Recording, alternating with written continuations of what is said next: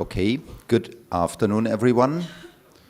My name is Hermann Genz, and I will present to you the first lecture on the Odyssey today. I believe there will be a second part next week, but delivered by somebody else.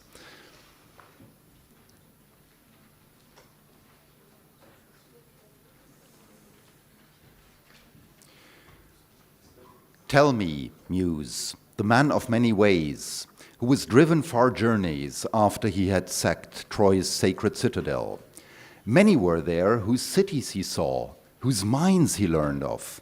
Many the pains he suffered in his spirit on the wide sea, struggling for his own life and the homecoming of his companions.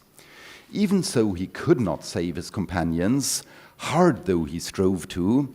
They were destroyed by their own wild recklessness, fools who devoured the oxen of Helios, the sun god, and he took away the day of their homecoming.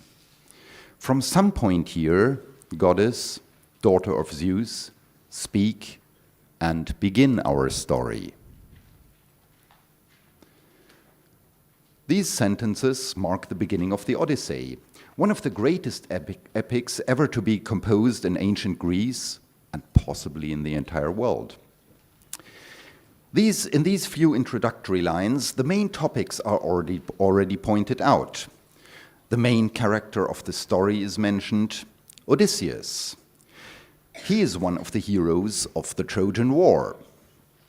Also, his main desire is mentioned, homecoming.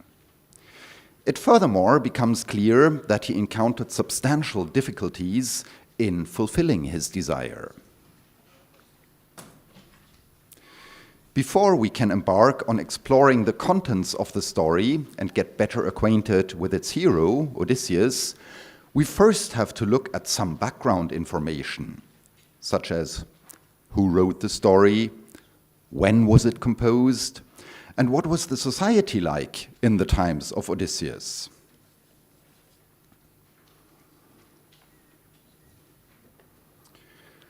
The Odyssey was written by the poet Homer in the late 8th century BC. Surprisingly, very little is known about Homer. He lived in the second half of the 8th century BC in the area around Smyrna, which is today's Izmir on the west coast of Turkey. And he wrote at least one other great epic, the Iliad, which tells a story from the Trojan War. In contrast to many legends and stories which relate that Homer was poor and from a low social class, an analysis of the epics themselves clearly shows that he was a professional poet associated with the nobility, possibly even of noble origin himself.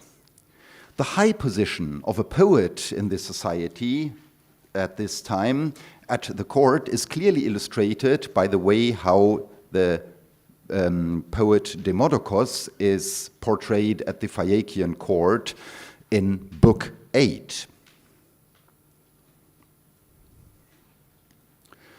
Both epics, the Iliad as well as the Odyssey, relate to stories from a distant past, that is, the Trojan War, which according to Greek belief dated around the year 1200 BC. It is hotly debated among modern scholars how far both epics, and especially the story of the Trojan War, actually reflect historical truth. There is, I have to say as an archaeologist, no archaeological evidence for the Trojan War at all, unfortunately. But it may be speculated that at least some historical facts may be hidden in the stories. For the ancient Greeks, however, the stories reflected historical truth. Homer used stories that were well known in Greece and very likely were orally transmitted for already several centuries. The 8th century in Greece was a heroic age. The society was still dominated by kings who reigned over small regional kingdoms in various parts of Greece.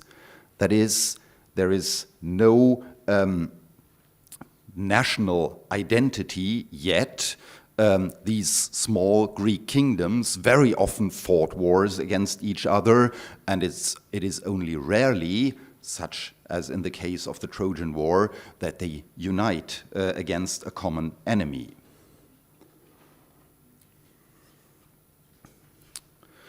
Writing had only recently been introduced to Greece from the Near East, in fact, from this area, from Phoenicia. Thus, somebody's laughing. Thus, it is quite astonishing to have lengthy epics of high quality, such as the Iliad and the Odyssey, as the first literary products of Greece. In fact, one of the earliest inscriptions attested in the archaeological record in Greek from the very end of the 8th century BC contains a reference to Homer's Iliad. That is what we see here on the slide. It's a drinking vessel with an incised inscription in ancient Greek, and it refers to a drinking vessel that was owned by King Nestor of Pylos, again, one of the heroes of the Trojan War. Literacy thus started in Greece with a big bang. Epics themselves have a longer history in Greece. An epic is a heroic story mixing real, that is, historical elements, and fictional elements, for instance, the appearance of gods and monsters in the story. Poets and bards sang these epics at the courts of kings and nobles, certainly for entertainment, but more importantly, to transmit values of the society to the audience. These epics were transmitted orally for a very long time. Thus, the contents of the stories were known by most people. Homer, therefore, did not need to tell the whole story of the Trojan War and the homecoming of the heroes, but could focus on the most dramatic aspects. For the sake of clarity, first the correct chronological order of the events will be summed up. The Odyssey, as should be clear by now, takes its name from its hero, Odysseus. Odysseus was the king of Ithaca, a small island on the west coast of Greece. For 10 years, he fought in the Trojan War. Odysseus actually figures as one of the more important heroes in Homer's Iliad, which tells an episode of the Trojan War. It was he who constructed the wooden horse by which the Greeks finally managed to conquer the heavily fortified citadel of Troy. The Odyssey, the book we are reading now, starts after the conquest of Troy. Excuse me. The Odyssey starts after the conquest of Troy. It tells the story of Odysseus' homecoming. After Odysseus had left Troy, he planned directly to sail back to his home on Ithaca with all his men and the spoils of war he had gained when sacking Troy. However, storms and various adventures prevented him from coming home, and during these wanderings, which lasted another 10 years, he lost all his ships and his companions. The reasons for his misfortunes are mainly due to the wrath of Poseidon, the god of the sea, whose son Polyphemus, the Cyclops, Odysseus had blinded. It has to be pointed out here that Odysseus had no intention to offend the gods. He only blinded the Cyclops in self-defense to save his own life. We will have to come back to this point later during this lecture. Lastly, Odysseus alone arrived on the island of the nymph Calypso, who fell in love with him and wanted to marry him. She even offered Odysseus eternal life. Think about this in comparison to the book you just finished reading, the Epic of Gilgamesh, for instance. There, eternal life was one of the main desires of Gilgamesh. But Odysseus refuses this offer of eternal life and still was determined to return home. At last he built a raft on which he managed to reach the island of Scheria, where the Phaeacians lived. He received a courteous welcome there, and after having spent some time as the guest of King Alkinoos, he was brought back by the Phaeacians to his own island of Ithaca. As Odysseus, upon his return, had no idea what was going on in his own home, remember, he had been away for 20 years by now, on the advice of the goddess Athena, he disguised himself as a beggar to find out about the situation on Ithaca. He first stayed with Eumaeus, the swineherd, who informed him about the general situation. Odysseus kept his disguise and only briefly lifted it when he met his own son Telemachus. Telemachus brought Odysseus to the palace, where again he went in the disguise of a beggar. There he finds out how the suitors, young noblemen from Ithaca, abuse the concept of hospitality. They overstay their welcome in the palace and humiliate other guests, including Odysseus, for instance. When his wife Penelope interviews him, Odysseus tells her a false story of his fate. The story comes to its climax when Penelope proposes a contest for the suitors, in which they are to string Odysseus' bow and shoot an arrow through the shaft holes of 12 axes. She then will marry the winner of the contest. Not surprisingly, none of the suitors can even string the bow, and in the end, only Odysseus, still in disguise, is able to fulfill the task. Finally, Odysseus reveals himself, and together with his son Telemachus and the help of Athena, kills all the suitors. Penelope, interestingly, still remains cautious. She is not really convinced that this is the real Odysseus. And so before finally accepting that Odysseus has really returned, puts him to a last test when asking him about the special feature of the bed in his own bedchamber. Now, the secret here is Odysseus' bed was built around an olive tree that grew in the house. So that means the bed could not be moved without chopping down the tree. And as the bedchamber is a very private room, so hardly anybody knew about that. So Penelope tells him, "Oh, I've actually moved your bed into another room." And then Odysseus gets furious and says, "What? Did you chop down the olive tree?" And only at that point, Penelope really is convinced that Odysseus has returned. The story ends with another fighting scene in which the relatives of the killed suitors seek revenge, but this fight is ended by a peace imposed by Athena. Homer, however, told the story in a slightly different way. As I've already noticed, the contents of the story of Odysseus were already well known in Homer's time. Therefore, the poet does not need to tell the events in the correct order. He only focused on the most decisive points of the story. Instead of covering the entire 20 years of the Trojan War and Odysseus' wanderings, altogether only the period of 40 actual days is covered in the Odyssey, starting from the point when Odysseus is finally allowed to leave the island of Calypso until his re-establishment as the king of Ithaca.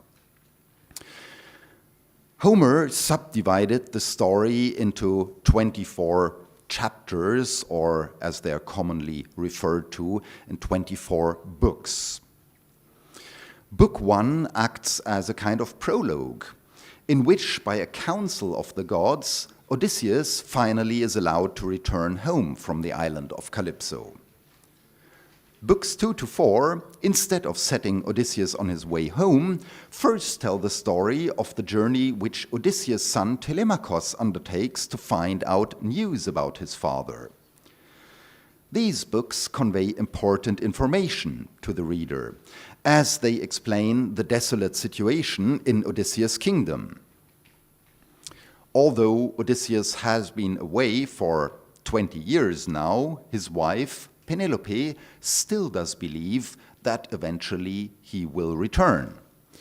However, a group of suitors, young noblemen from Ithaca, urge her to forget Odysseus and marry one of them instead. This situation is bound to create tensions. Will Penelope remain loyal to Odysseus? How will the suitors react should Odysseus eventually return home? And what about Telemachus, Odysseus' young son? When Odysseus left, Telemachus was still a little baby. So now he's a young man, but he has never really seen his father. It is only in Book 5 that we actually first meet the hero Odysseus and learn how he built a raft by which he leaves Calypso's island. On his way home to Ithaca, he's shipwrecked once again due to Poseidon's wrath and barely manages to reach the island of Scheria, the island of the Phaeacians, alive. In books 6 to 12, Odysseus' stay on the island of Scheria is described. And in books 9 to 12, he actually tells the story of his wanderings and adventures to the Phaeacians. This order of events is quite important for Homer's version of the story. When we first met Odysseus on Calypso's island, he was a broken man, weeping out of desperation. By retelling all his adventures to the Phaeacians, he actually regains his confidence. He remembers the things he has done, he has achieved, and thus gains the strength to restore order in his own kingdom. From Book 13 onwards, Homer's version follows the correct chronological order as detailed above. Let me just can you hear me without the mic? Yes. So let me just briefly explain this little diagram that I devised here. The arrow represents time. On top of the arrow, we have the actual time that passed. So first the 10 years of the Trojan War, then the 10 years of Odysseus' wanderings in the Mediterranean. Below the arrow, we have the events as being told in Homer's Odyssey. So the period covered in the book are only the last 40 days of the actual story. But, as I said, in books 9 to 12, we have this so-called retrospective, where Odysseus himself tells the events from actually the conquest of Troy and then his adventures during these 10 years of wanderings in the Mediterranean.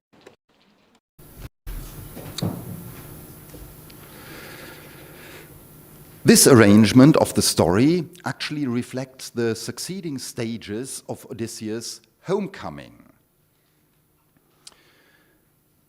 Books 5 to 12 tell about Odysseus' wanderings in the Mediterranean. From book 13 to 16, Odysseus is on his own island of Ithaca, but still outside the palace. In book 17, he enters the palace, and books 17 to 22 then describe the events that happen inside the palace. And it is only in book 23 that Odysseus finally reaches the innermost part of the palace, that is his own bedchamber.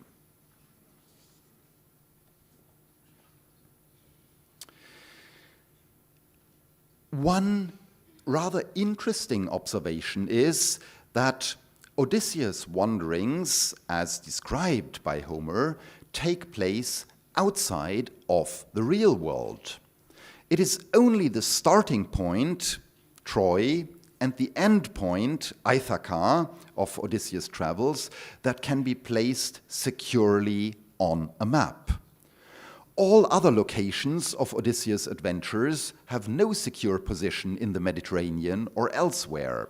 And the attempts by different scholars to identify the names of places in the epic with real place names, for instance, as the island of Calypso, the island of Malta has been suggested, the island of the Cyclops has been suggested to be Sicily, and so on.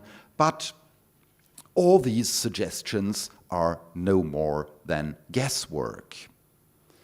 In contrast, the false stories that Odysseus tells several times about his wanderings are all situated in the real world, and places he claims to have visited can be identified and placed on a map, like the island of Crete, the regions of Phoenicia and Egypt, and so on.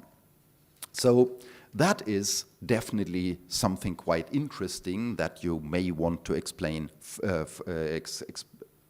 explore further in your discussions.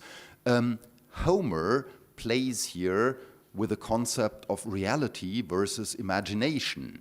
So Odysseus' real wanderings take place in an imagined world. Odysseus' invented travels take place in a real world. That's something quite interesting, a bit sophisticated, but I think that's definitely worth exploring further. There are certainly many ways how to read the Odyssey. First of all, it is a fascinating adventure story, and without doubt was also understood as such in ancient Greece. However, as I already pointed out, the story also conveys moral issues important for the ancient Greek society. Let us therefore take a look at Odysseus, the hero of the story, as the main characters in such stories always serve as role models for societies in general. Odysseus, the king of Ithaca, is the hero of the story. That should be clear by now. He is characterized by a number of different attributes. He is a hero, that means he can and does fight if necessary. An example of his superior strength is given in the story about the bow contest. That is book 21, line 409, where it is said, I quote, "So without any strain, Odysseus strung the great bow." End of quote. Odysseus is a pious man. He always honors the gods. However, most important are his intelligence and his resourcefulness. Remember, it was not the brutal strength of the Greek hero Achilles, another hero of the Trojan War, that led to the conquest of Troy, but Odysseus' plan of devising a stratagem, the wooden horse, that is mentioned in Book 8, line 492 and following, by which the Greeks finally managed to conquer or to get into the heavily fortified citadel of Troy. It is not only a cleverness helping Odysseus to survive, such as in the case of the escape from the cave of the Cyclops, but it is a genuine curiosity. For instance, Odysseus enters the cave of the Cyclops out of pure curiosity. He does not really need to go there. This is detailed in Book 9, line 172 and following, where Odysseus says to his companions, I quote, while I go and find out about these people and learn what they are, whether they are savage and violent and without justice, or hospitable to strangers and with minds that are godly." End of quote. Another example is Odysseus' way of interrogating the spirits of the dead in the underworld. Yes, Odysseus, while still not dead, even manages to visit the underworld while being alive, where he meets the spirits of dead people. And in book 11, line 228, Odysseus says about this event, I quote, "I then thought about a way to question them," that is, the spirits of the dead. Again, he does not do this do this just to gain knowledge, to satisfy his curiosity, but not for any personal advantages. Odysseus is able to endure suffering to achieve his goals. It is basically the longing for his home and his family that let him endure all his misfortunes. So, most important is his determination. He uses all his resources to achieve one goal: coming home to his wife and his son. Compared to the motivation of Gilgamesh, this seems a somewhat unheroic goal. However, it certainly makes Odysseus a more sympathetic character, not only for modern eyes. Gilgamesh always seems to be a bit selfish to me, whereas Odysseus is somewhat different. Odysseus has been called the first modern man by the 20th century philosophers Adorno and Horkheimer. He's not only a hero with strength and courage. Most famous, as I said, he is for his resourcefulness, his ingenuity. And, as I already emphasized, it is not only an ingenuity born out of necessity to survive, but it is a genuine curiosity. It is the combination of his different attributes, his courage, his ability to endure suffering, but most important, his resourcefulness and curiosity, which truly make him one of the most fascinating Greek heroes.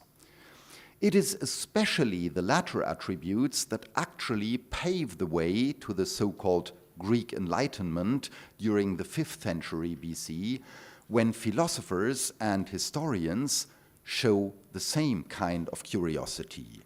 You will be reading later on some of these books, the historian Thucydides, the philosophers Plato and Aristotle, and they actually pursue these kind of questions that are first raised here by Odysseus.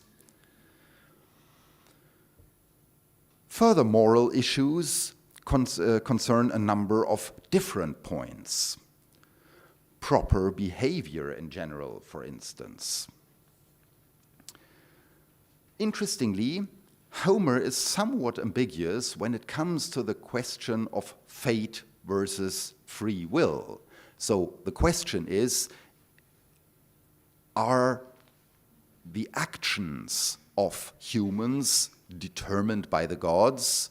Do the gods decide what the humans will do, or is it the humans themselves with free will that can decide what to do? Several passages seem to indicate that the fate for humans was set by the gods.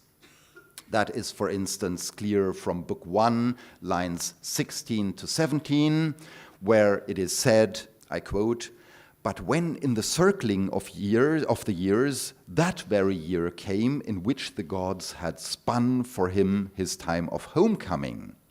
End of quote. It seems obvious from this passage that Odysseus was fated to wander around for 10 years after the Trojan War. He could do nothing to change that. On the other hand, there are passages in the Odyssey which indicate that the gods often revise their decisions according to the behavior of humans. So man is at least partly responsible for his fate. Recklessness and wrongdoing will lead to punishment by the gods, or, in the case of the suitors, by Odysseus himself. This is made clear from a number of passages. I will just give you two here, again from Book 1, lines 6 to 9, where it is said, I quote, "Even so he could not save his companions, hard though he strove to, they were destroyed by their own wild recklessness, fools who devoured the oxen of Helios, the sun god, and he took away the day of their homecoming." So the key words here are, they were destroyed by their own wild recklessness. It is nothing that the gods had decided beforehand. It is only because of the action of Odysseus' companions that the gods decided to end their life. Another passage, again from Book 1, lines 32 and following. There we get to this issue through Zeus, the supreme god of the Greek pantheon himself, where he addresses the other gods in the assembly to decide about Odysseus' fate with the following words, I quote, "Oh, for shame, how the mortals put the blame upon us gods, for they say evils come from us, but it is they, rather, who by their own recklessness win sorrow beyond what is given." End of quote. So again, here we have who by their own recklessness win sorrow beyond what is given. So clearly that again speaks for this idea that it is the humans through their actions who influence the decisions of the gods. Ideas about proper behavior are expressed on several different occasions. A very important part is the proper treatment of foreigners and guests. Why is that? Because at that time, people didn't have news, didn't have radio, television, Twitter, or whatsoever, so guests and foreigners brought news.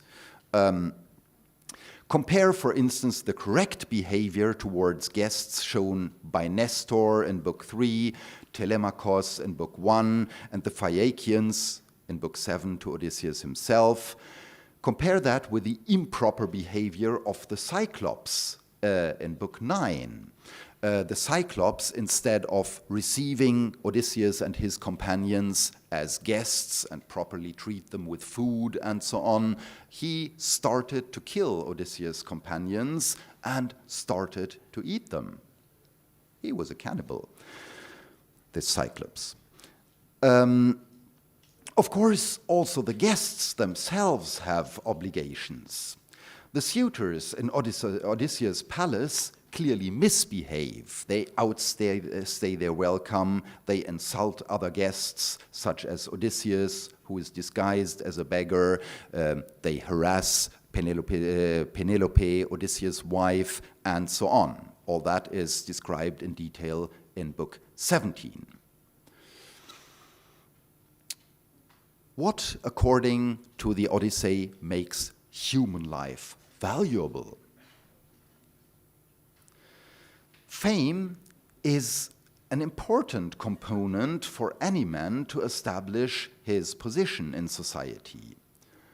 Interestingly, the Odyssey is remarkable for putting less stress on fame gained by heroic deeds or in battle. See, for instance, the speech of Achilles in the underworld, detailed in Book 11, line 488 and following. So remember, Odysseus went down to the underworld, saw the spirits of dead people there, and among these spirits was the spirit of Achilles, one of his fellow heroes in the Trojan War. And Achilles, in his youth, was faced with a choice. He could choose either a short but glorious life as a warrior, or a very long but uneventful, boring, peaceful life. And as he was still very young, he chose the short, glorious life as a warrior. We will see if that really was a correct choice, because the spirit of Achilles then, upon seeing Odysseus, addresses him with the following words, I quote, "O shining Odysseus, never console me for dying. I would rather follow the plough as a thrall, a slave, to another man, one with no land allotted him and not much to live on, than be a king over all the perished dead." End of quote. So it is quite clear Achilles very much regrets his decision. He would prefer at this point to be alive, even if only as a servant, but let's say all the glory he gained throughout his rather short life is worth nothing to him right now. So more emphasis is placed on fame won at home by leading a proper life with family and friends. See, for instance, Book 19, line 332 and following, where it is said, I quote, "But when a man is blameless himself and his thoughts are blameless, the friends he has entertained carry his fame widely." End of quote. These passages may be seen as unheroic elements of society. Contrast this attitude, for instance, with the one propagated by the Epic of Gilgamesh. But it has to be emphasized that Odysseus is not portrayed as a peaceful man or even a coward. He can and does fight if necessary. But he's not only praised for his strength and his fighting qualities, but rather for his intelligence and resourcefulness. In addition, reputation rests on being a just man. Look, for instance, at Book 4, line 689 and following, where it is said about Odysseus, I quote, "What kind of man Odysseus was among your own parents, how he did no act and spoke no word in his own country that was unfair. And that is a way divine kings have. One will be hateful to a certain man and favor another, but Odysseus was never outrageous to any man." End of quote.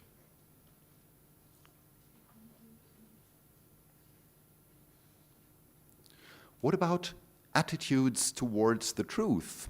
I already briefly alluded to that earlier in this lecture. When asked who he is, Odysseus very often shows up in disguise as a beggar and so on, remember that. Odysseus several times embarks on a false story.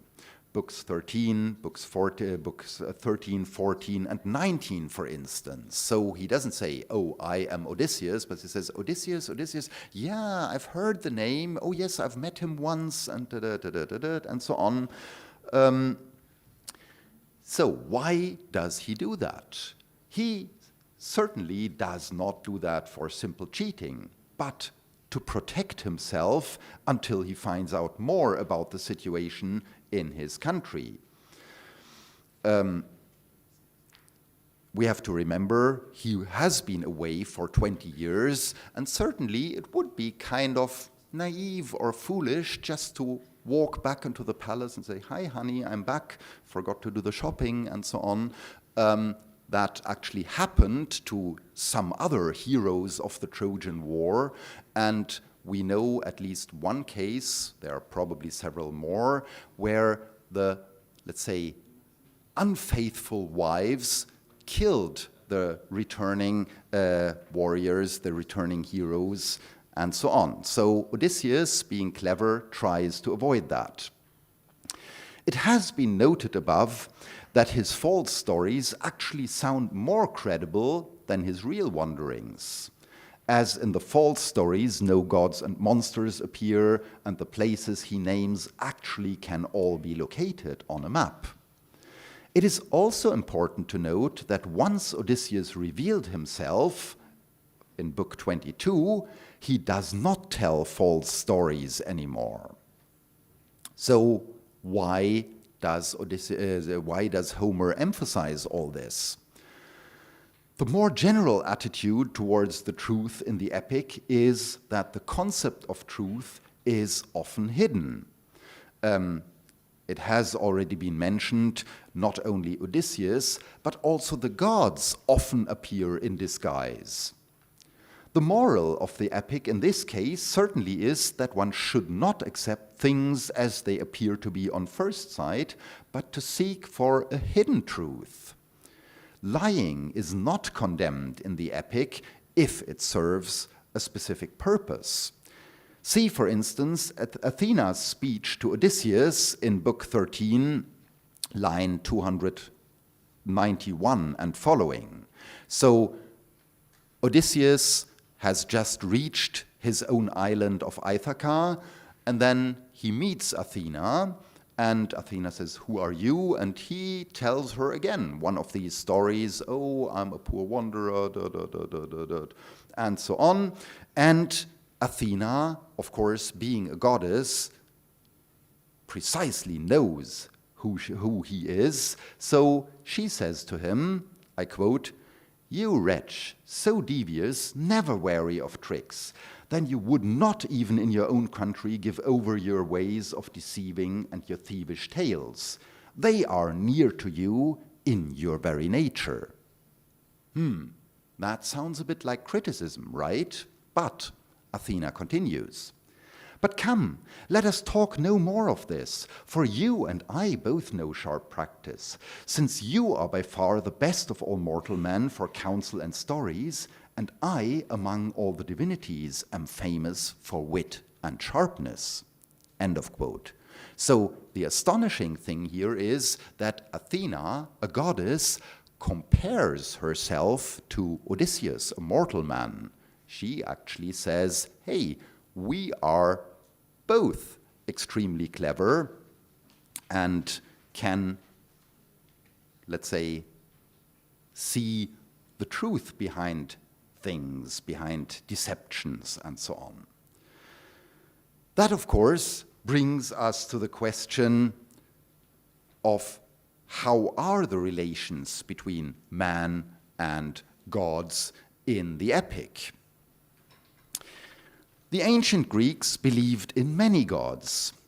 Besides the main 12 so-called Olympian gods, there was a multitude of minor gods and goddesses, for instance, the nymph Calypso, who appears in the epic. This situation, of course, is bound to create problems, as the gods do not always agree with each other. In the Trojan War, interestingly, they even openly fight with each other, as some gods support the Trojan side, whereas others favor the Greeks.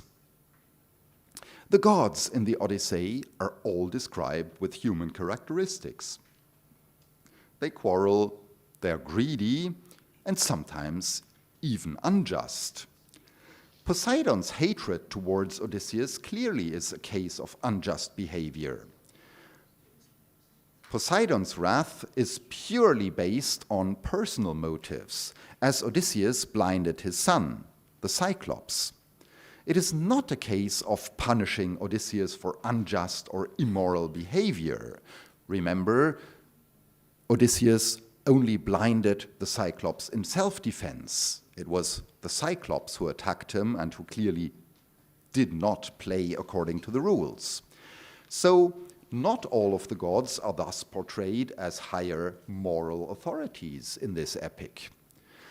Only Zeus, the supreme god, the father of the gods, clearly stands out as representing the principle of justice. So, in general, the only aspects that distinguish all the gods from humans are their superhuman powers and the fact that gods are immortal. The gods do not only watch humans from far away, but they actively engage themselves in human affairs, sometimes in a negative way, for instance, Poseidon shattering Odysseus' raft in Book 5, or in a positive way, Athena advising and protecting Odysseus, even making plans together with him in Book 13. The gods are seen as part of human life, and they are portrayed by humans according to their own human image. Nevertheless, it is made explicitly clear that the gods need to be honored. They are maybe not, let's say, a source of moral inspiration, but they still hold power over the humans. Odysseus is described as a pious man by Zeus himself, as evidenced in Book 1, line 65 and following, where Zeus addresses the assembly of the gods in the following ways, in the following words: "How could I forget Odysseus, the godlike, he who is beyond all other men in mind, and who beyond others has given sacrifice to the gods who hold wide heaven?" End of quote. Finally, the story of the Cyclops in Book 9, which is certainly one of the key events in the first 12 books, will be discussed here in a little more detail to illuminate some of the key concepts of the Odyssey. When looking at the description of the way of the life of the Cyclopes, we obtain a rather clear idea of the Greek concept of civilization versus barbarity. The Cyclopes lack all the essential features the Greek associated with civilization. The Cyclopes have no agriculture. They live in cave instead of proper houses. They have no laws. They have no council meetings. They do not fear the gods, and they do not respect the laws of hospitality. So this negative list of concepts actually illustrates the Greek idea of civilization if you behave in the exactly opposite way of what is described here, then you are a civilized person, a cultured person, and so on. Furthermore, the story brings out the main characteristics of Odysseus. It is first of all Odysseus' own curiosity which brings him and his companions into a terribly dangerous situation.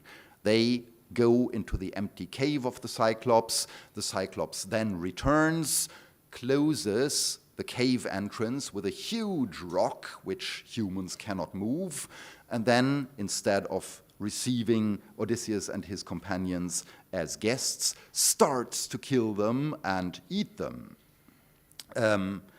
Rather, let's say, dangerous situation, because Odysseus realizes, he's clever enough, they cannot just kill the Cyclops, because then they would still be trapped in the cave. Without the Cyclops, they cannot open the cave, the entrance of the cave again. So Odysseus actually devises a rather clever plan. He luckily has brought some wine with him, makes the Cyclops drunk. Once the Cyclops falls asleep, they take a huge wooden pole and ram it into the one eye of the Cyclops. So the Cyclops is blinded, but still alive.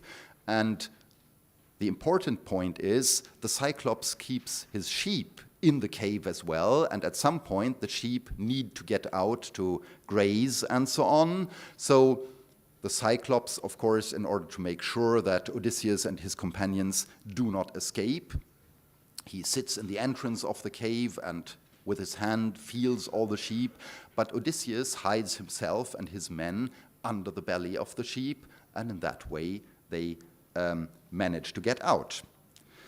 So it's Odysseus' curiosity which brings him and his companions into a terribly dangerous situation. On the other hand, through his cleverness and courage, Odysseus manages to rescue them again, almost all. I think 4 of his companions got eaten in the end.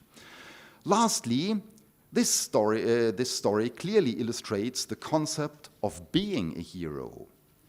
When first asked for his name by the Cyclops, Odysseus gives the rather strange answer, "My name is nobody." This somewhat enigmatic response is explained only when, after being blinded, the Cyclops calls for help from his fellow Cyclopes. When these Cyclopes from the neighboring caves also all rush to our Cyclops cave, and they ask, "What's the matter?" And the Cyclops tells him, "Oh, nobody blinded me." The Cyclops says, "Oh, maybe it was just a nightmare," and they just go back to their own caves. While this clever trick saved Odysseus and his companions from the other Cyclopes, it unfortunately is at odds with the concept of heroism. A hero needs his proper name to be associated with his deeds. He needs the fame. It is not good enough to remember, "Oh yeah, there was somebody who did something rather remarkable, but I've forgotten the name." Not good enough. It is for this reason, not just for pure recklessness, that Odysseus, once he has escaped from the cave, announces his proper name to the Cyclops. The tragic irony of this act is that the Cyclops now has the personal data of his adversary and asks his father Poseidon to punish Odysseus. As we learn from the story, as it unfolds, Odysseus will have to pay a heavy price for this and will have to use all his courage and intelligence to escape Poseidon's wrath. But that is something you will hear more details about in the next lecture. Thank you.